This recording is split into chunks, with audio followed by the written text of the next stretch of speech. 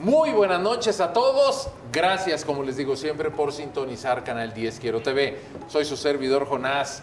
Qué amables por estar con nosotros esta noche. Ya es tardecito, pero los temas son interesantísimos, por decirlo menos.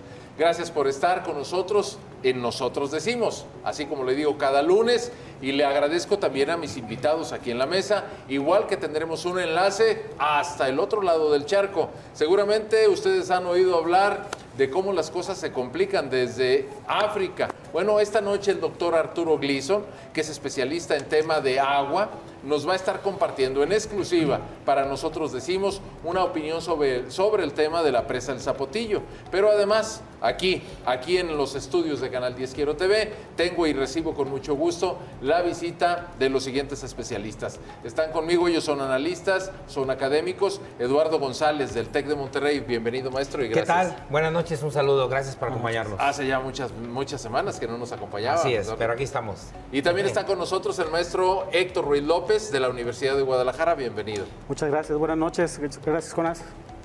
Bueno, habíamos invitado a otras voces, pero de repente las agendas no se empatan. Nosotros aprovecharemos para comentar con ustedes los temas que son importantes en lo que ha sido coyuntural. Les voy a dar rápidamente un resumen.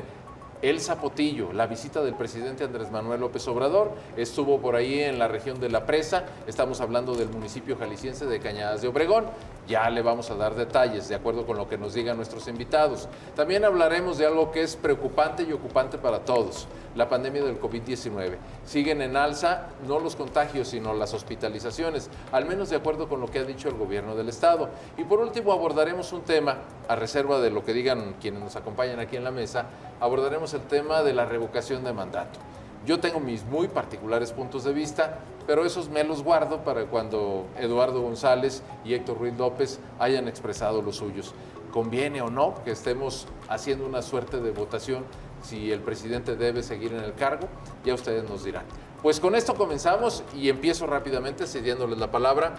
¿Cómo ven el tema de la visita del presidente, el tema de Temacapulín, la presa del Zapotillo que lleva 16 años discutiéndose, sexenio tras sexenio, y sobre todo la problemática muy puntual que es la que creo que es la que más debemos destacar? No tenemos agua suficiente. Comenzamos con ustedes, le doy la bienvenida, maestro. Bueno. Maestro Héctor Ruiz López, por favor. Pues gracias. Efectivamente, como lo comentas, Jonás, es un tema añejo que han pasado varias administraciones. Más que necesario resolverlo, más que oportuno, porque la zona metropolitana de Guadalajara y el área metropolitana en cuestión necesita distintas fuentes de abastecimiento, ¿no? Venimos de resentir recientemente un desabasto.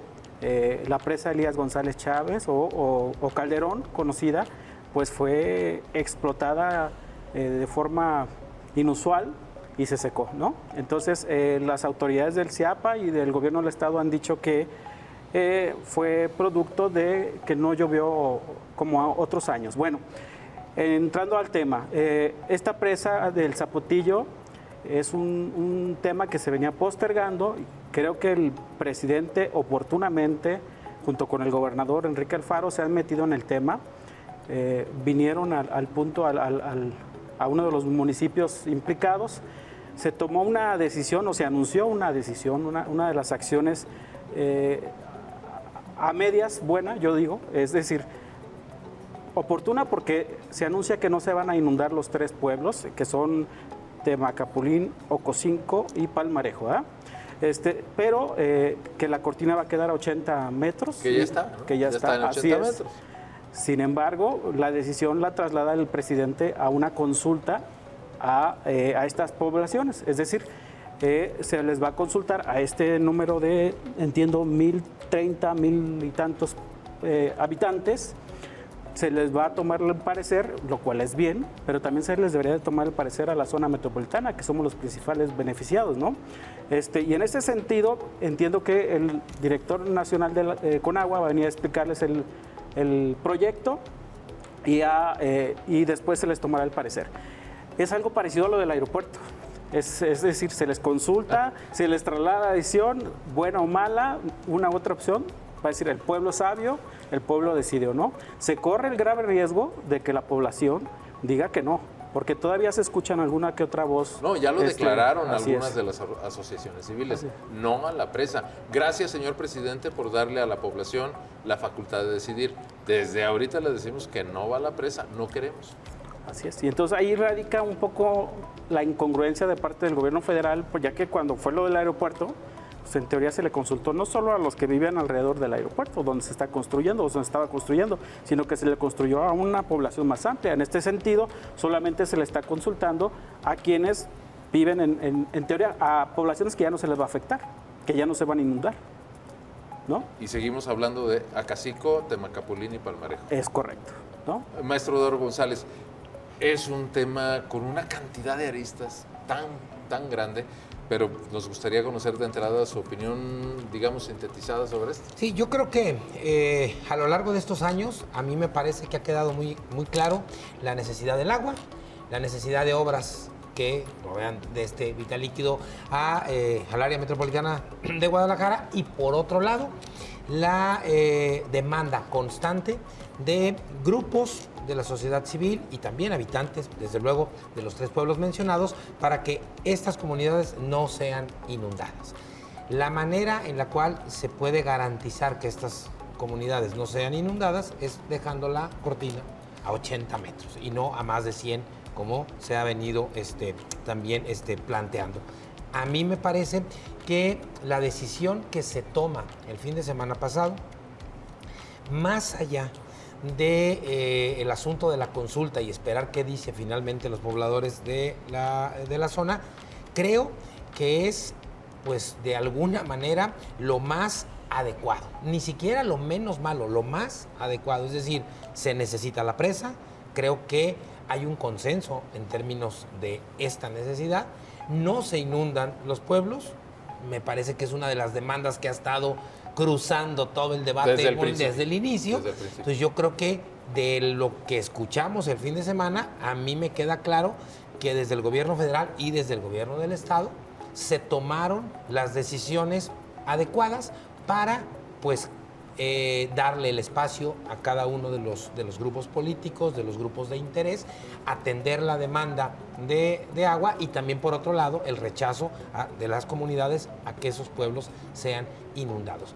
Creo que más allá del resultado que pueda arrojar la consulta, yo pensaría que en estos momentos la decisión que se tomó el fin de semana podemos asumir que es una decisión que llevará a buen puerto el asunto de la presa, y yo no vería muchos más escenarios de disputa luego de lo anunciado, en donde se les da el espacio a cada uno de los grupos de interés en la zona. Déjenme preguntarles, en esta zona conurbada de Guadalajara, con sus 9 municipios, ¿estamos de acuerdo? Viven alrededor de 4,5 millones de personas. Sí.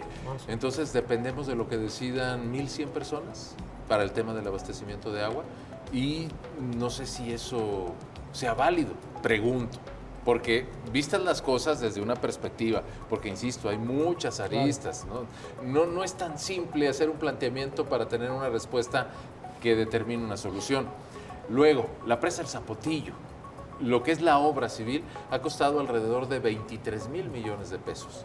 El presidente Andrés Manuel López Obrador dice, si ustedes no la quieren, ahí la dejamos, que se quede con mantenimiento, pero en este sexenio no volvemos a tocar el tema. Híjole. Y luego también está la versión de los especialistas hídricos que dicen, pues échenle 105 metros o pónganle 200. No hay agua en el Río Verde. Si quieren, ustedes estructuren la cortina más alta. No hay agua. Si la presa se queda con 80 metros de altitud, va a tardar aprox 3 años en tener un embalse que pueda distribuir agua. Y aparte, les comparto, maestro Eduardo González, maestro Héctor Ruiz, ya el gobierno de Guanajuato levantó la voz, como era de esperarse. Claro. Digo, no me puede caber duda de que también van a decir, oye, el Río Verde no es propiedad de los jaliscienses. Como todas las aguas nacionales, habíamos acordado desde el año 2000 y fracción que parte del agua de ese embalse venía para las necesidades de la capital de León. Ahora yo les pregunto, ¿en serio lo vamos a dejar en una consultita con 1,100 personas? Pregunta. A ver, maestro. Yo creo que más allá del resultado de la consulta, la lectura que yo hago es que la decisión se tomó el fin de semana. Me parece que sí hay, a lo largo de estos años, ha habido muchísimas voces en favor de que estas comunidades no se inunden. Entonces yo creo que sí necesitamos agua, pero si nosotros hacemos una revisión de las posiciones que hemos escuchado durante los últimos años, la mayoría de ellas estaba en contra de que las comunidades se inundaran. Pero además, habría que, aquí, como bien metes el elemento de Guanajuato, también habría que recordarle al Estado de Guanajuato, al gobierno del Estado, que es, por mucho, el Estado que mayor número de presas y, por lo tanto, mayor cantidad de agua se queda del río Lerma. De la otra cuenca. Así es. Lerma, Santiago, Pacífico. Así es. Entonces también me parece que sí, era de esperarse que el gobierno de Guanajuato levantara la mano, pero yo creo que en este momento la decisión que se toma es escuchando la mayoría de las voces que se manifestaban en contra de que estos pueblos sean inundados. El tema entonces, maestro Eduardo González, es la inundación de estas 3 rancherías, ¿qué esos son? Pues a mí me parece que en las discusiones que hemos tenido en los últimos años es lo que cruza el debate. Estamos de acuerdo en que necesitamos agua, que también necesitamos hacer mejor uso del agua, que el 30% del líquido que llega al área metropolitana de Guadalajara se va en fugas del sistema de agua potable, y que habría que invertir también y sanar. Es una opinión muy optimista. Entonces, yo creo que es más que el 30. Bueno, entonces, yo sí creo que un punto central tiene que ver con las comunidades. Maestro Héctor Ruiz. Bueno, sí, yo creo que de la consulta debe ser un poco más amplia que estas 3 poblaciones. Sí entiendo que son los principales afectados, o eran los principales afectados, porque ya se anunció que no se van a inundar. Yo sí considero que se deben de tomar en cuenta otro tipo de voces, de expertos, de especialistas, y no que se tome la decisión solamente en estas poblaciones, puesto que ya no se les va a afectar por lo menos en la inundación, ¿no? Sería una pena y una lástima que ellos dijeran que no y que en el área metropolitana de Guadalajara nos quedáramos sin agua, ¿no? Eso sería realmente una pena, que se desperdiciara miles de millones de pesos ya invertidos, ya ejercidos, y que además se perdería otra inversión para culminar ahí está un poco la trampa de la consulta, ¿no? Que se pierda esa inversión y que diga, bueno, es decisión de ustedes, no mía, ¿no? Entonces yo sí creo que debe de ampliarse un poco más la consulta, ¿no? Ahora, yo sí esperaría que si finalmente una de las negativas que había ahí por parte del...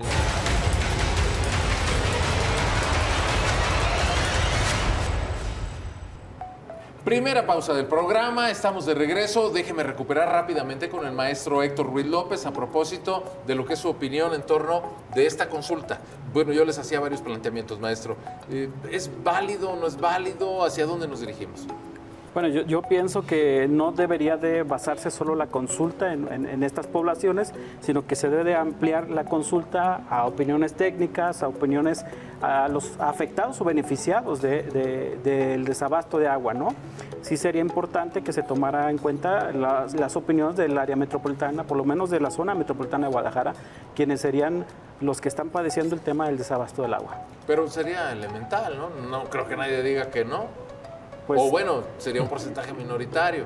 Ya dijo el gobernador y lo declaró que en teoría no debería de haber negativa, en teoría. Pero pues... Es que a mí me parece que ese es el punto. Es decir, si durante años estuvimos discutiendo de que las poblaciones no fueran inundadas y que necesitábamos agua, pues yo creo que lo que se ha tomado de decisión el fin de semana es justamente atender esas 2 demandas. Por un lado, echar a andar una obra que eventualmente nos acerque el agua, y por otro lado, no inundar a 3 poblaciones.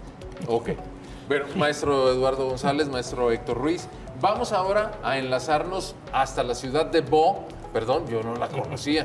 Usted que es más experto en los temas, seguramente sí. Esto es en Sierra Leona, en África. Allá pasa ya, pero de rato, de las 12 de la noche.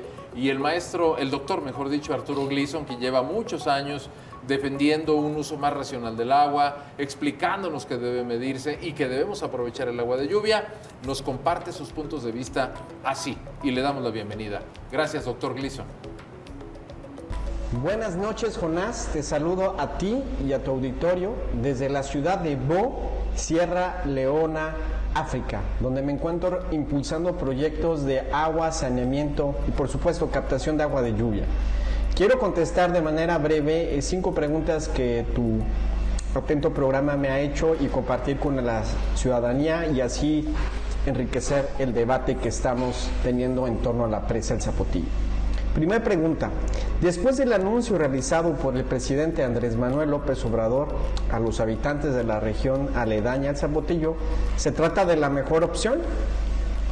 Definitivamente no creo que sea la mejor opción, porque esta presa nace de la imposición del gobierno federal y del gobierno estatal desde hace más de 14 años, donde hubo la ausencia de un debate técnico-científico que hubiera sido incluyente.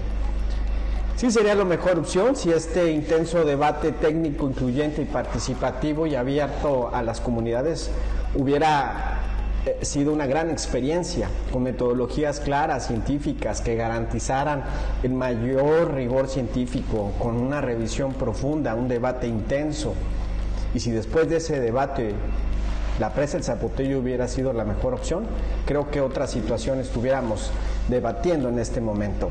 Pero desde el inicio, la decisión de construir la presa fue una imposición y dejó de lado otras opciones, otros puntos de vista que no fueron tomados en cuenta y ni mucho menos valorados. Entonces no es la mejor opción porque fue una imposición.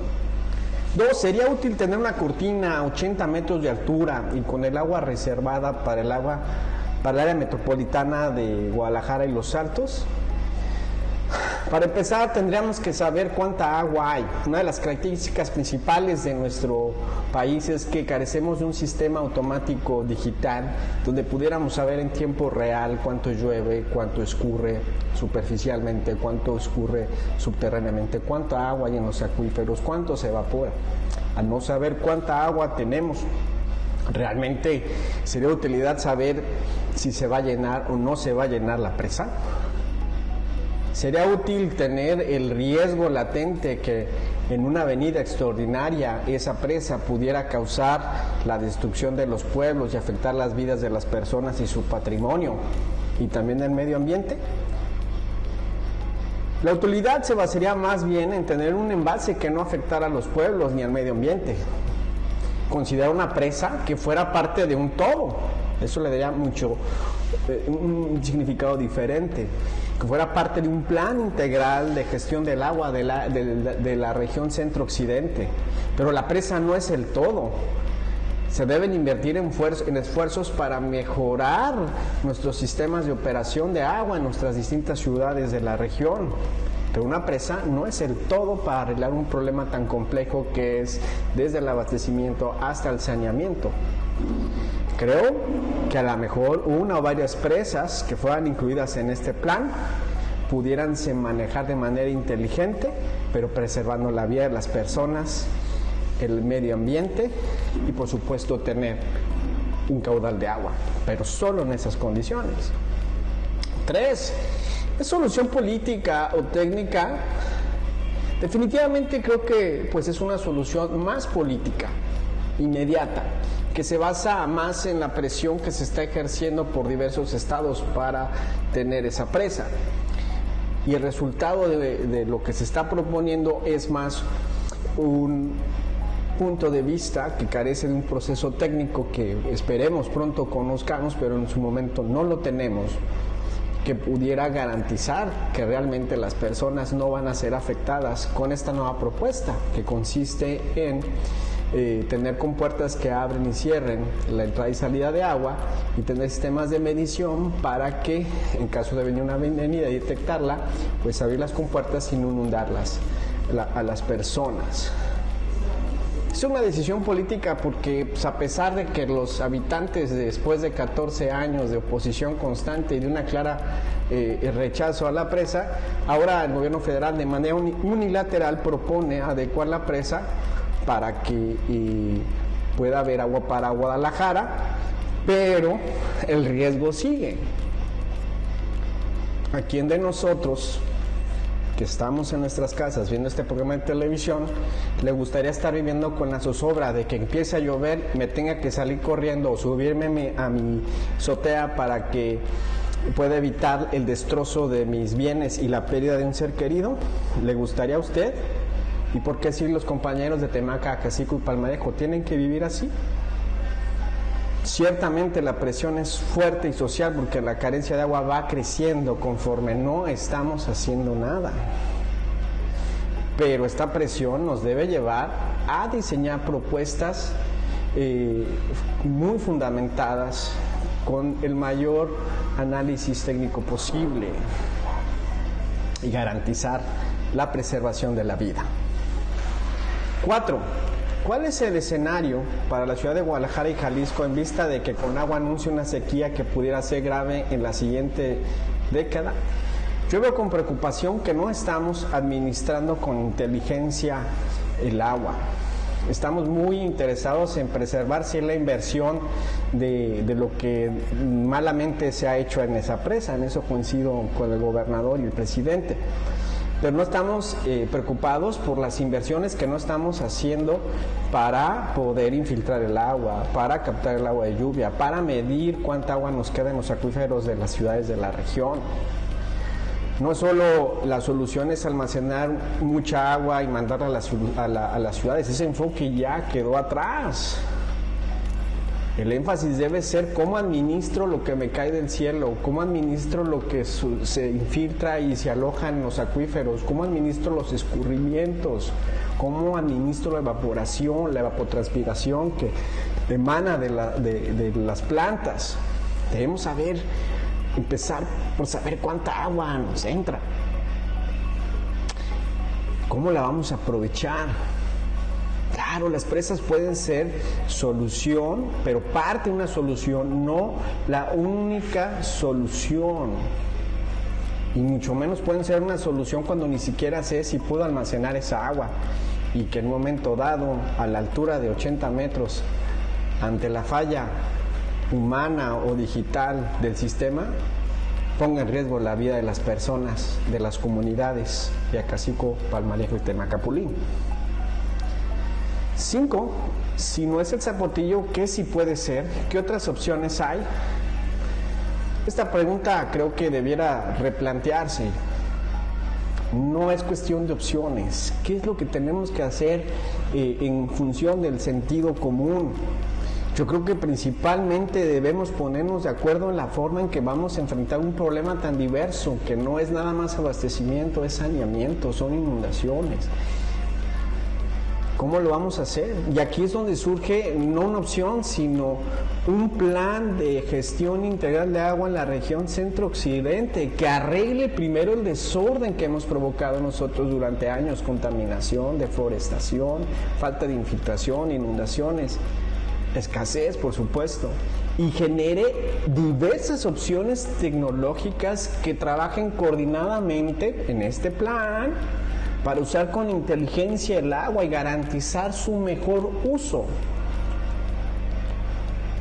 Me refiero a usar la tecnología, a montar sistemas que midan cuánto llueve, cuánto escurre, cuánto hay en las redes de distribución, cuánto consume el usuario, tanto el doméstico, el industrial, cobrar lo que es justo, qué calidad de agua estamos arrojando en los ríos, en las industrias, en las ciudades, ¿no? Eso no se mide y sigue la contaminación. ¿Una presa lo va a resolver?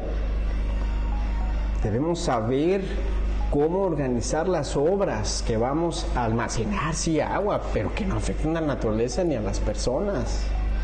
¿Cómo vamos a ahorrar agua? ¿Cómo vamos a usar la captación micro, macro de agua de lluvia? ¿Cómo vamos a reparar las fugas? Y todas estas propuestas tecnológicas, todas estas opciones que pueden ser diversas, deben descansar en el cimiento de la educación y la transformación de la sociedad. Porque la sociedad es quien últimamente va a sufrir las consecuencias de la escasez de agua, como ya se empezó a ver en Guadalajara.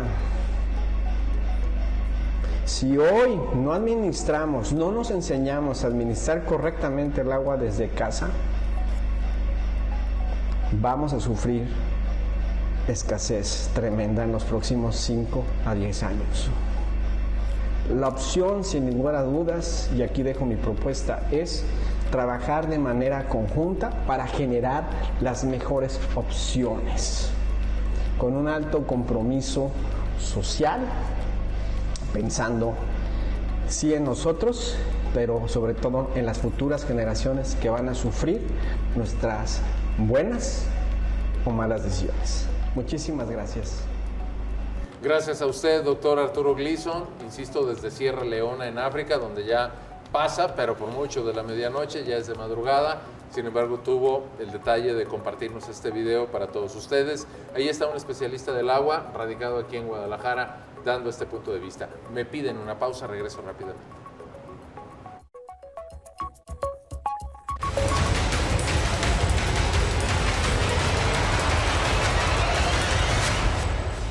Bueno, ya estamos de regreso. Déjeme darle la voz a mis invitados aquí en la mesa rápidamente, porque sé que el tema del agua tiene tantas aristas. Comentábamos mientras escuchábamos al doctor Arturo Gleason, pues tantos factores que se han venido acumulando a lo largo de los años. El hecho, y yo me quedo con ese, antes de darle la voz a mis invitados, es que también en la ciudad de Guadalajara, voy a decirlo en términos muy cordiales, somos muy comodinos. Gozamos de un beneficio que nos ha durado desde que prácticamente se fundó esta ciudad, hace ya casi 5 siglos, de una abundancia de agua que nos ha hecho no medirla, no aquilatarla y que hoy se nos está revirtiendo. Ya somos más de 4,5 millones de habitantes y tenemos muchos problemas, pero pocas soluciones. Bueno, les pediría, maestro Héctor Ruiz, maestro Eduardo González, alguna opinión de remate, porque sé que el asunto no concluye con esta visita. Viene el director de Conagua, luego viene el presidente López Obrador a pedirle su opinión. ¿Quieren que se haga la presa o que no se haga? Como muy probablemente le van a decir que no, solo decir, bueno, listo, cumplí y ahí nos vemos. ¿Ustedes qué opinan? Bueno, yo creo que solo mencionaría que además de las acciones del gobierno federal y estatal y lo que determine la comunidad, en las comunidades en cuestión, cercanas a la presa, creo que es muy importante que la sociedad en su conjunto tomemos conciencia de pues hacer un mejor uso del vital líquido en el área metropolitana de Guadalajara, porque de lo contrario, ni esta presa ni 10 más terminarán por solucionar el problema.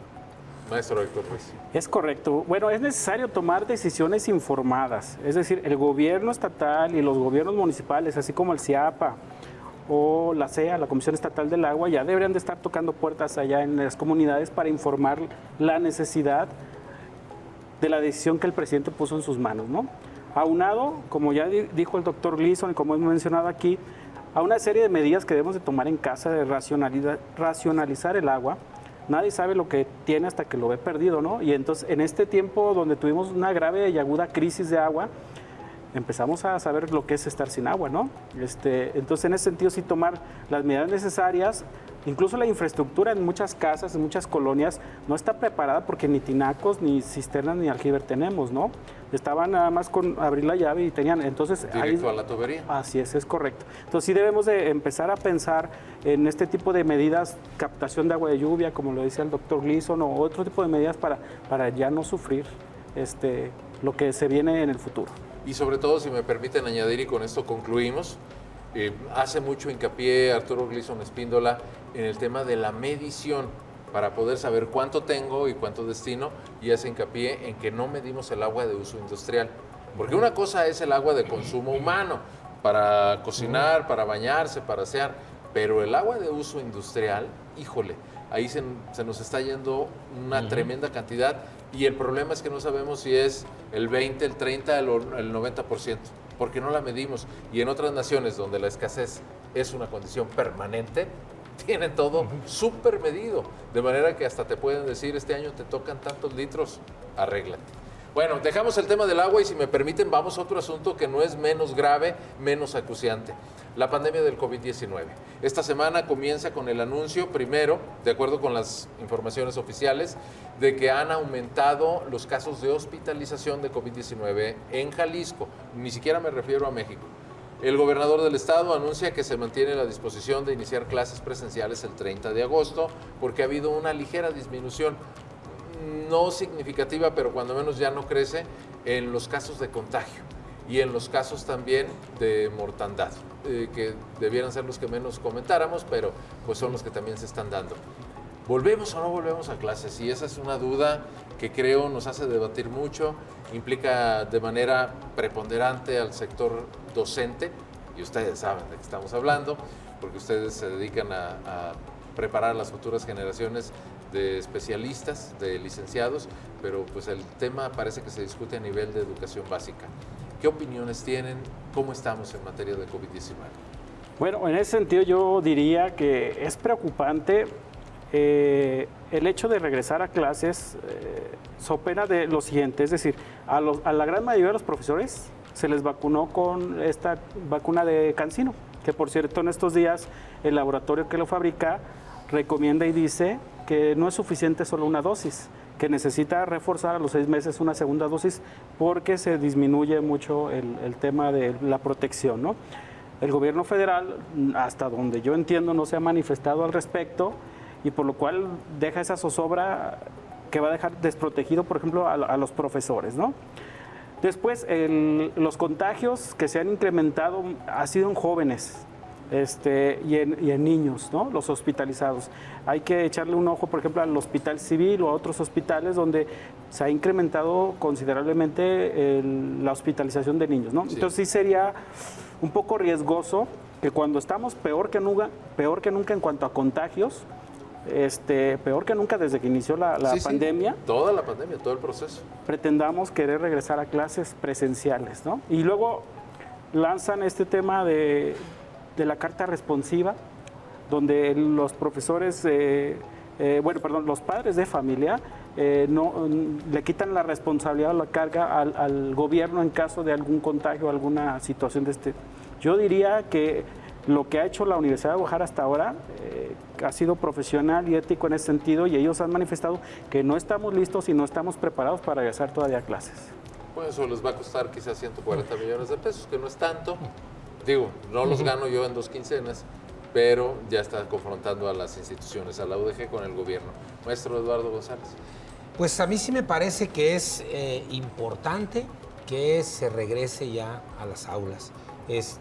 Sí, hay un riesgo, desde luego, pero también me parece que podemos tomar esa decisión como sociedad y como gobierno, desde luego siendo pues muy cuidadosos con todos los protocolos en las universidades, en las primarias, en las preparatorias, etcétera, para correr el menor riesgo posible.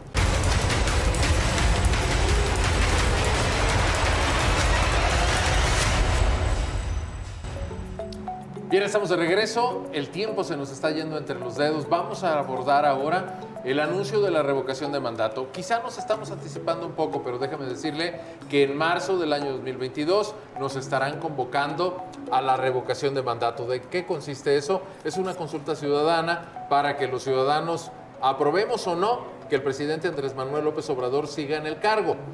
Mientras estamos platicando con ustedes esta noche, ya se discute desde la Cámara de Senadores y Diputados una pregunta tentativa que no tiene mucha ciencia. Espero que no volvamos a caer en el tema de que lo tenga que definir la Suprema Corte de Justicia, con base en lo que nos pasó el 1 de agosto. Esa consulta ciudadana, pues que terminó en nada. Pero el tema encierra todavía muchos asuntos de carácter político. Quiero empezar con nuestro invitado, el maestro Héctor Ruiz López, a propósito de lo que considera usted, maestro, de la utilidad del ejercicio democrático y de la conveniencia que esto representa para los mexicanos o nada más para el grupo en el poder. Bueno, Jonás, al respecto te diría, es bueno el ejercicio de consultar a la ciudadanía, a la sociedad sobre diversos temas. La revocación de mandato es nueva en México, es una reforma constitucional que se incorpora por ahí de diciembre del 2019. Es tan nueva que todavía no existe una ley general de revocación de mandato, que por cierto ahora el partido de Morena y sus aliados quieren incluirlo en una sesión extraordinaria, cosa que creo los votos no le darán. Es decir, no se puede convocar aún a una revocación de mandato si todavía no tienes una ley. Por cierto, maestro, déjeme interrumpirlo. El presidente López Obrador dijo que con ley reglamentaria o sin ley reglamentaria, la revocación va. Entonces estamos ante un escenario en el que puede haber una consulta patito.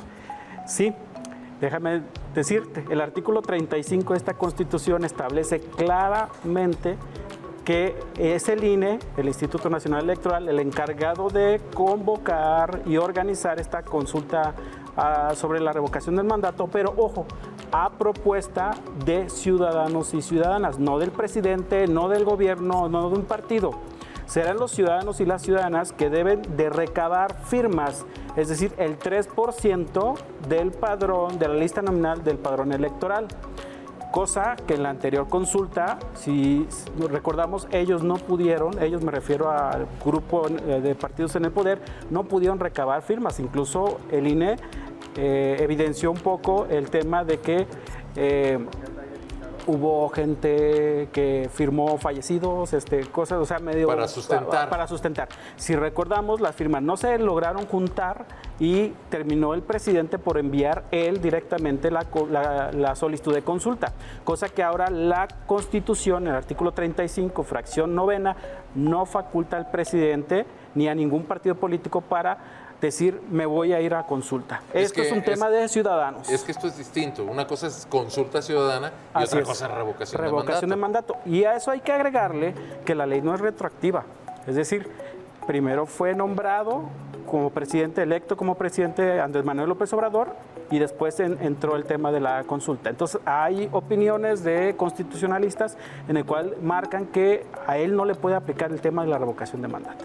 Maestro Eduardo González, hablando de este tema, quiero poner por delante mi propia opinión personal. Yo he considerado que es un despropósito. Primero, porque la consulta de revocación de mandato tiene que ser una petición ciudadana suficientemente avalada, como ya lo platicábamos.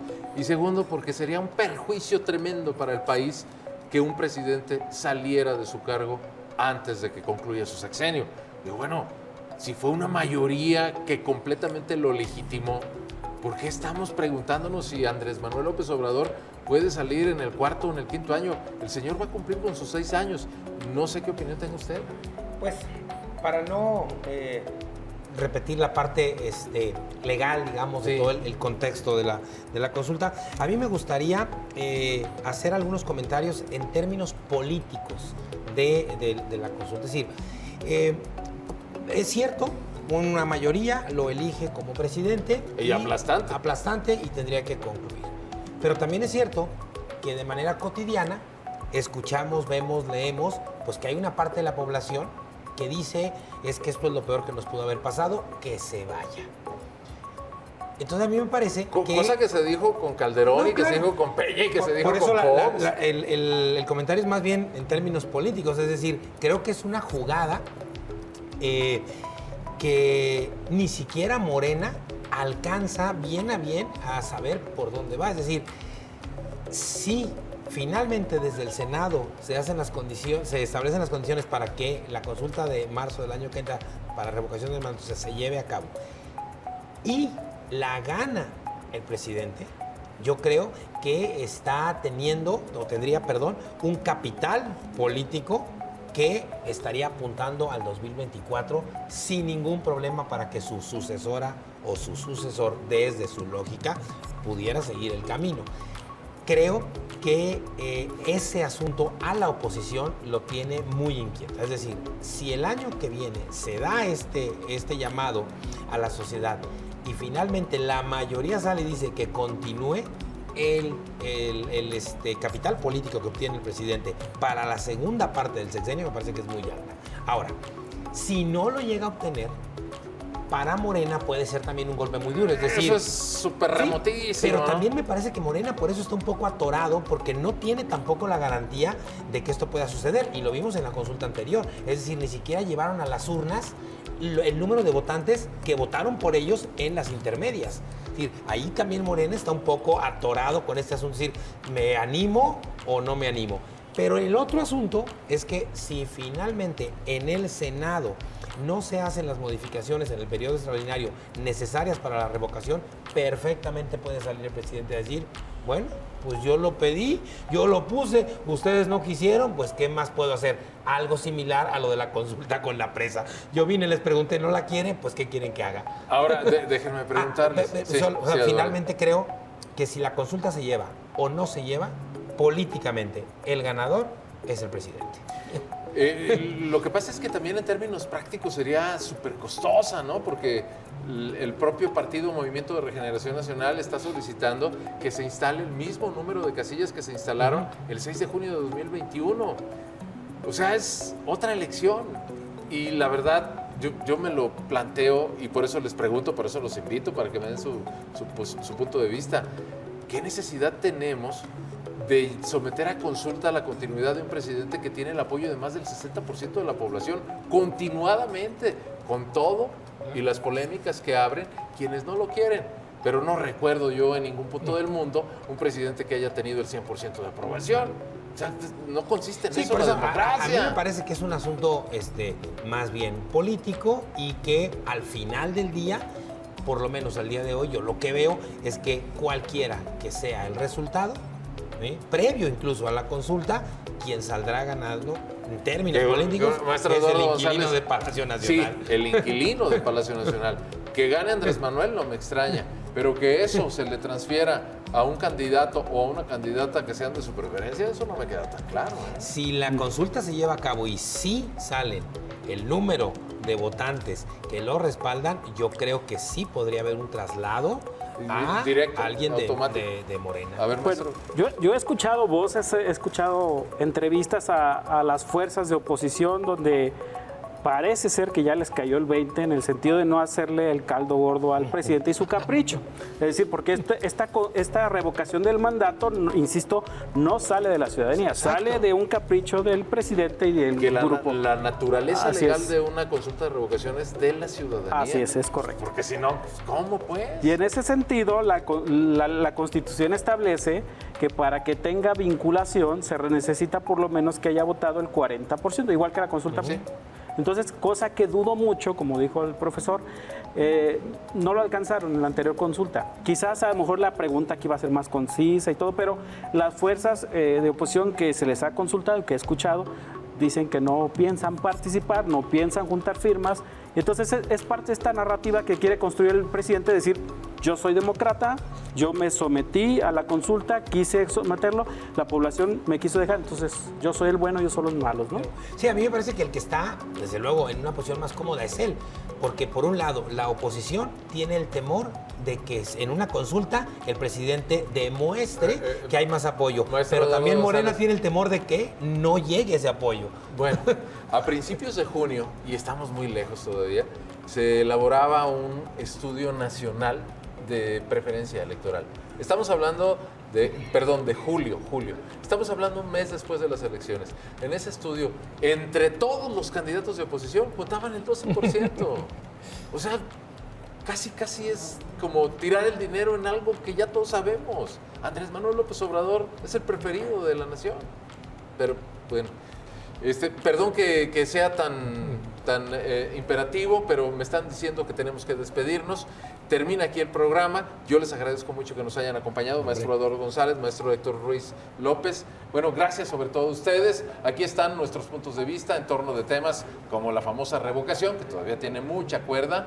También está el tema del abasto de agua y obviamente un asunto que nos preocupa a todos, el regreso a clases. Ya lo estaremos planteando en otra emisión de Nosotros Decimos. Pasen una excelente noche. Me despido. Hasta la próxima.